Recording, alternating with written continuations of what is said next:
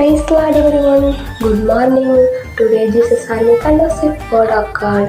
நீதிமொழிகள் 1 புத்திமான் இவைகளை கேட்டு அறிவில் தேர்வான் விவேகி நல்ல யோசனைகளை அடைந்து. கர்த்தருக்கு மகிமை உண்டாவதாக.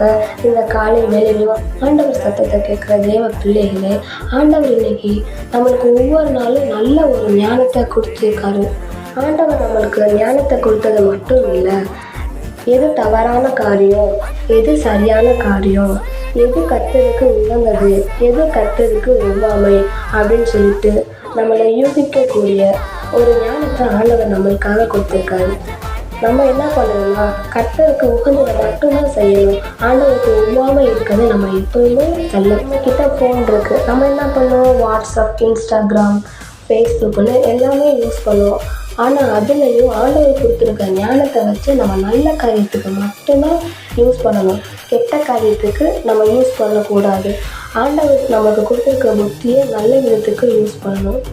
ஆண்டவர் கொடுத்துருக்க ஞானத்தை நல்ல காரியத்துக்கு மட்டும் யூஸ் பண்ணுங்கள். கர்த்தர் உங்களை